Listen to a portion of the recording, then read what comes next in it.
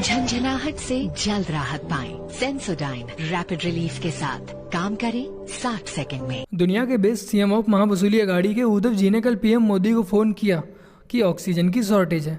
IIT पास international sarpanch केजू सरजी ने TV के माध्यम से पीएम को बताया कि ऑक्सीजन की शॉर्टेज है। उधर कैप्टन साहब ने एनडीटीवी की शरण ली और पीएम मोदी को बताया कि ऑक्सीजन की शॉर्टेज है। किंतु परंतु गोरखमठ के महंत सीएम बाबा ने अपने अफसरों को फोन किया कि प्रदेश में ऑक्सीजन की कमी की आपूर्ति करो। 48 घंटे में 20,000 लीटर कैपेसिटी का प्लांट बनकर ऑक्सीजन बनाने लग गया। ऐसे 8-10 और प्लांट बनाने की रूपरेखा तैयार हो चुकी है। गुड मूव यानी कि अच्छा कदम उन पहले वाले 3 सीएमओ का ही माना जाएगा, क्योंकि उन्होंने मीडिया को ऑक्सीजन देने का काम किया है। तो राम राम मेरे प्यारे भाई बहनों, की हालचाल मजा में। मैं आपको भाई दुर्गेश लेकर आ चुका हूँ एक और नई वीडियो। आज की वीडियो को पूरा जरूर देखिएगा और शेयर भी जरूर कीजिएगा, और इस वाले पार्ट को बिल्कुल भी स्किप मत कीजिएगा। तो चलिए बिना किसी विलंब के प्रारंभ करते हैं हम अपने आज के चलचित्र से। वो रास्ता कंपनी का कहना है कि अगर वो रास्ता खुला हुआ होता तो शायद जल्दी ऑक्सीजन सप्लाई की जाती। और दूसरा प्लांट लगा है पानीपत में, वहां भी सिंघू बॉर्डर पर जो किसान आंदोलन चल रहा है, कंपनी का कहना है कि उसकी वजह से देरी हुई है। कंपनी ने मांग की है कि ग्रीन कॉरिडोर बनाया जाना चाहिए ऑक्सीजन की सप्लाई के लिए। जिस तरह से अस्पतालों में दिक्कत हो रही है, उसको लेकर जो रूट्स हैं वो छोटे रूट्स के बजाय उनको लंबे रूट्स तय करने पड़ रहे हैं। तो ये बड़ा आरोप एक तरह से लगा है कि किसान आंदोलन पर कि उनकी वजह से देरी हो रही है। और एक हॉस्पिटल पश्चिम बिहार में है, वहां पर भी अनहोनी इसी वजह से हुई थी कि वहां पर भी जो ट्रक थे, जो टैंक थे ऑक्सीजन के, वो देरी से पहुंचे थे। क्या कर रहे हैं वो, क्यों नहीं बात कर रहे हैं? उनको क्या शर्म आ रही है?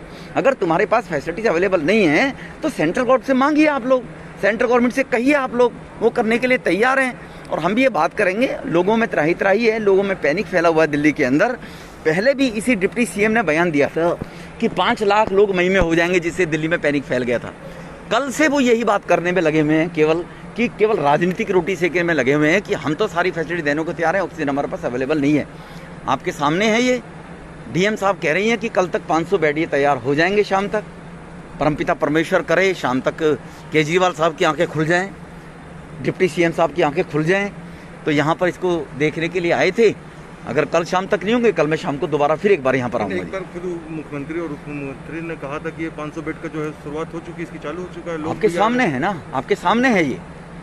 दिल्ली सरकार की अस्पतालों में 24 घंटे कोविड टेस्ट हो रहा है, कोविड के इंजेक्शन मिल रहे हैं। ये सबसे बड़ा झूठ टीवी पे बोल रहा है वो मुख्यमंत्री। 24 घंटे दिल्ली सरकार की कौन से हॉस्पिटल में कोविड टेस्ट हो रहा है? कहाँ वैक्सीनेशन किया जा रहा है? एक हॉस्पिटल का नाम कोड करके बताया मुख्यमंत्री। लेकिन मैं इस बात को दोहराऊंगा तो फिर जनता यही समझे कि हम सब राजनीति कर रहे हैं, एक दूसरे पर डाल रहे हैं। पर आप दिल्ली के मुख्यमंत्री हो। अब उसको लगने लगा होगा कि मैंने तो फ्री डीटीसी बस में राइडिंग देने के लिए और 200 यूनिट बिजली फ्री देने के लिए मुख्यमंत्री बना था, हेल्थ सर्विसेज को ठीक करने के लिए मैं मुख्यमंत्री नहीं बना था। ये कह देना चाहिए उसको। जिस तरीके से केजरीवाल जो चीफ मिनिस्टर, उन्होंने प्रधानमंत्री मोदी जी को और अमित शाह को चिट्ठी लिखे हैं कि ऑक्सीजन और बेड बढ़ाने की जरूरत है, क्या कहेंगे? बढ़ाने की जरूरत है, बढ़ाने के लिए बोले ना मुख्यमंत्री साहब। जब मुख्यमंत्री साहब डिप्टी सीएम हम मौके पर आए हैं और कह रहे हैं हम खुद तैयार करवा रहे हैं, और तैयार तभी तो हमें चिंता सता रही है। कल हमने लेफ्टिनेंट गवर्नर साहब से बात की, एलजी साहब से बात करने के बाद अजय कुमार जी, उन्होंने एक नोडल ऑफिसर के रूप में, मैंने अजय जी से बात की अभी। उन्होंने कहा है, मैंने कहा चीफ सेक्रेटरी से आप बात करिए। ये केवल राजनीति करते हैं, और राजनीति करते हुए टेलीविजन पर बार बार फिर ये कहेंगे केंद्र मुझे मदद नहीं कर रहा है। देश को संभालना है। प्रधानमंत्री जी ने कल स्वयं आकर पूरे देश को संबोधन में कहा है कि अभी स्थिति को संभालने की आवश्यकता है, राज्य सरकार अपनी जिम्मेवारियों का निर्वहन ईमानदारी के साथ में करें। ये दिल्ली की राज्य सरकार कैसा कर रही है वो आप सबके सामने है। पिछले 4 महीनों में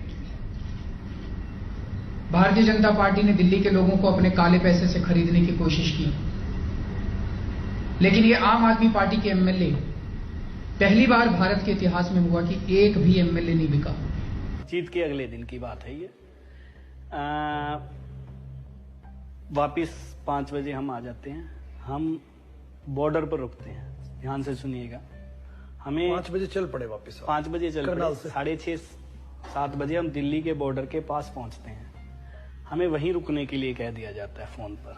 कहाँ पहुंचे? यहाँ पहुंचे, क्रॉस कर लिया सोनीपत। कहता बॉर्डर, दिल्ली बॉर्डर से आप थोड़ी सी पहले रुक जाइए। हम रुक गए, चाय कॉफी लिया हमने। 7-7:30 का वक्त था। हमें एक शख्स मिला, उसने हमें 2 सिम कार्ड दिए। बताया गया कि एक फ़ोन में डाल दीजिए, हमने डाल लिए और हमें फ़ोन आया भी आप इन लोगों को फ़ोन कीजिए। 25 के करीब लोग थे। हमने उस नंबर से फ़ोन घुमाने शुरू किए और हमें जो जो बताया गया था हमने साफ तौर पे कहना शुरू किया। अभी नितिन गडकरी जी के यहाँ से ऑफिस से बोल रहे हैं या अरुण जेटली के ऑफिस के यहाँ से बोल रहे हैं। लिस्ट हमारे सामने है, हम कर रहे थे। हमें ये बताया गया था कि ये आदमी बीजेपी की तरफ जा सकते हैं, आप इनका मन टटोलो, अगर ऐसा होता है तो हमें सूचना दो, तो फिर हम इनकी घेराबंदी करेंगे। और मजे का वाक्य देखिए, जहां हम चाय कॉफी पी रहे हैं सामने एक टीवी स्क्रीन चल रही है और सामने क्या आता है, जब हंसी तब आती है।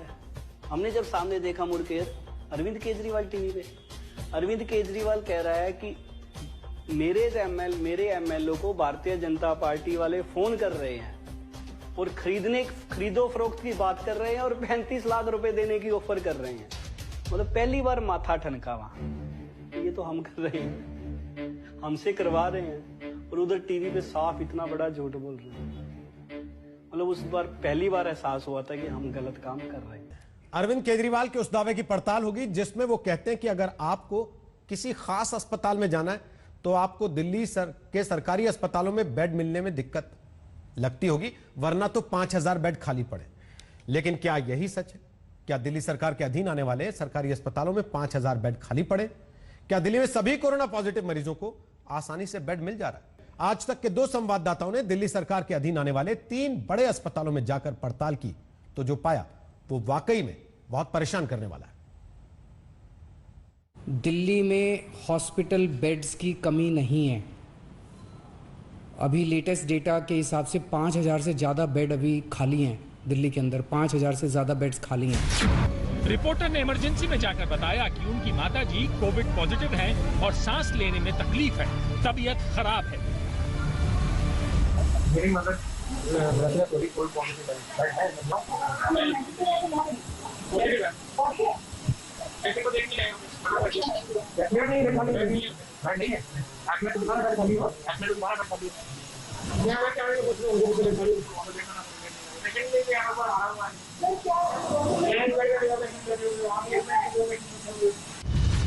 दिल्ली सरकार के ऐप के मुताबिक उस वक्त जीटीबी अस्पताल में 1500 में से 1170 बेड खाली हैं। वहीं एक और Covid dedicated Rajiv Gandhi super speciality अस्पताल में 650 से 308 बेड खाली हैं। आइए आपको एक और अस्पताल जग प्रवेश चंद्र ले चलते हैं, जहां इमरजेंसी के डॉक्टर ने साफ कह दिया कि सरकार को जमीनी हकीकत नहीं पता है। आपको क्या करवाना है? टेस्ट करवाना है। कोविड के टेस्ट से मॉर्निंग में आपको शुरू होगा, उसके बाद ही अभी नहीं होगी। वो तो कह रहे हैं किसने कहा? यही कह रहा है। कौन? चीफ मिनिस्टर कह रहा है। नहीं, चीफ मिनिस्टर कह रहा है, पर ग्राउंड लेवल पे तो हम बता रहे हैं ना वो क्या बात है। और अगर अभी जाके करवाना तो GTB and LNGP, that also I can not 100% नहीं बता पाऊंगा, बिकॉज वो लोग एंटरटेन नहीं कर रहे हैं पेशेंट। इन द सेंस कि अगर आप पॉजिटिव पेशेंट है तो वो ले लेंगे और ज्यादा इमरजेंसी तो ले लेंगे, वैसे वो नहीं देखेंगे। इसीलिए हम हर रोज दस्तक देते हैं ताकि सरकारों के दावों और जमीनी हकीकत के फासले को मिटाया जा सके। सरकारें जो बंद कमरों में बैठकर नहीं देख पाती, वो हम कोशिश करते हैं जमीनी हकीकत उनकी आंखों के सामने लाकर रखी जाए। जाते जाते मैं आप लोगों के लिए कुछ पिक्स दिखाना चाहूँगा, इन्हें जरूर पढ़िएगा, चाहे वीडियो को पॉज कर लीजिएगा, चाहे तो स्क्रीनशॉट भी ले सकते हैं। तो आप लोग एक बार इस न्यूज़ को भी पढ़ लीजिएगा और अगर आपको गलत लगती है तो गूगल पे सर्च कर लीजिएगा। मस्जिदों में जो मौलाना या मौलवी होते हैं, केजरीवाल सरकार उन्हें भी तनख्वाह दे रही है। अब क्यों दे रही है तो मुझे नहीं मालूम, बट इतना जरूर मालूम है जो सैलरी दी जा रही है वो हमारे और आपके टैक्स के पैसों से ही दी जा रही है। तो बस इस वीडियो को दबा के शेयर कीजिएगा और साथ में लाइक और कमेंट करना मत भूलिएगा। चलिए मिलते हैं एक और नई वीडियो के साथ, तब तक के लिए जय हिंद, वंदे मातरम, जय श्री राम।